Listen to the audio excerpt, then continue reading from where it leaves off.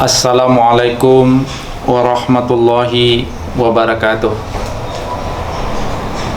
Alhamdulillahirabbil alamin wal aqibatul lil muttaqin. Asyhadu an la ilaha illallah wahdahu la syarikalah wa asyhadu anna Muhammadan abduhu wa rasuluh sallallahu alaihi wasallam la nabiyya ba'dah. Pertama sekali, marilah kita bersyukur dengan nikmat Allah Subhanahu wa ta'ala. Sampai saat ini Allah masih memberikan hidayah dan petunjuk kepada kita, sehingga kita selalu berada dalam amal-amal saleh dan iman yang benar. Kemudian marilah kita mendoakan semoga Allah Subhanahu wa ta'ala menyampaikan kepada junjungan besar kita Muhammad sallallahu alaihi wasallam. Kaum muslimin dan muslimat yang dirahmati oleh Allah, para pemirsa yang berbahagia, dalam kaitan tentang ekonomi, maka Islam telah mengatur dan menjaga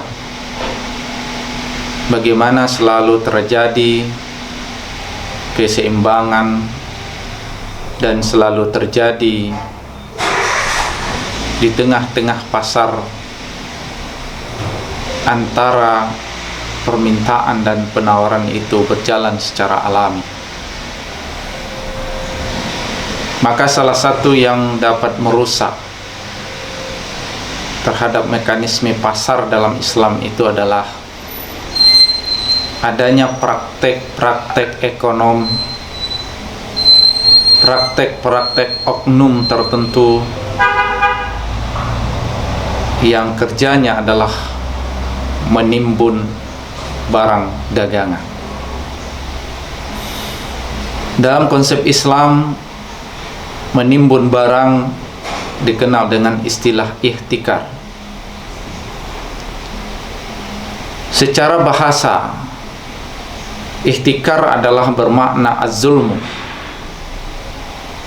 yaitu suatu kezaliman. Secara sederhana dapat kita pahami bahwa ihtikar adalah pertama melakukan penimbunan terhadap barang, lalu barang dagangan itu menjadi langka di tengah-tengah masyarakat. Yang kedua adalah substansi dari ihtikar adalah ketika para pedagang menyimpan barang dagangnya, lalu nanti akan menyampaikannya atau mengeluarkannya ketika barang dagangan itu sudah melonjak harganya, sehingga pada saat itu tidak ada pilihan bagi konsumen untuk tidak membelinya karena barang sudah menjadi langka. Jadi kaum muslimin dan muslimat yang dirahmati oleh Allah, substansi dari seseorang melakukan ihtikar itu adalah pertama dia melakukan penumpukan terhadap barang, yang kedua adalah mengganggu terhadap harga di pasar. Nah, ini yang penting, supaya jangan nanti kita salah paham. Kita memahami ihtikar nanti ada pedagang Bukit Tinggi, lalu dia menyediakan stok barangnya, ada gudangnya, lalu kita bersama-sama mengatakan itu telah terjadi ihtikar. Substansi dari ihtikar itu adalah penimbunan terhadap barang dan mempengaruhi terhadap dan mengganggu terhadap pasar. Inilah yang penting yang harus kita pahami tentang ihtikar tersebut.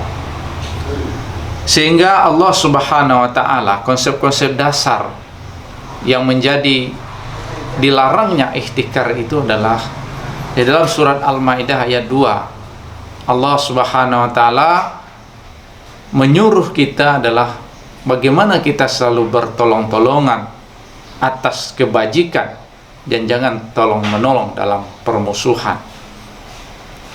Maka ketika orang melakukan ihtikar, maka berarti dia mengganggu pasar, mengganggu harga di pasar karena barangnya menjadi langka, maka ini menyebabkan satu kezaliman. Sehingga di dalam surat Al-Baqarah ayat 279 Allah melarang kepada kita, janganlah kamu berbuat aniaya dan jangan pula kamu dianiaya. Ini adalah konsep-konsep, prinsip-prinsip dasar kenapa Islam melarang kita untuk melakukan ihtikar. Kaum muslimin dan muslimat yang dirahmati oleh Allah. Lalu bagaimana Islam menyikapi ketika di kondisi-kondisi masyarakat yang sesungguhnya dia membutuhkan barang dagangan, lalu karena adanya oknum-oknum yang menimbun barang menjadikan langka sehingga menjadikan kesusahan, maka disitulah letaknya bahwa penimbunan barang itu akan menimbulkan kepada kezaliman. Lalu pertanyaan berikutnya adalah, apakah berlaku untuk semua barang atau berlaku untuk semua jasa? Maka ketika kita buka kitab-kitab fikih, dijelaskan bahwa sesungguhnya ada beberapa mazhab yang menjelaskan apa jenis-jenis produk yang termasuk terhadap ihtikar tersebut. Di kalangan mazhab Hanafi dijelaskan dia tidak hanya terbatas pada makanan, hewan, dan pakaian saja.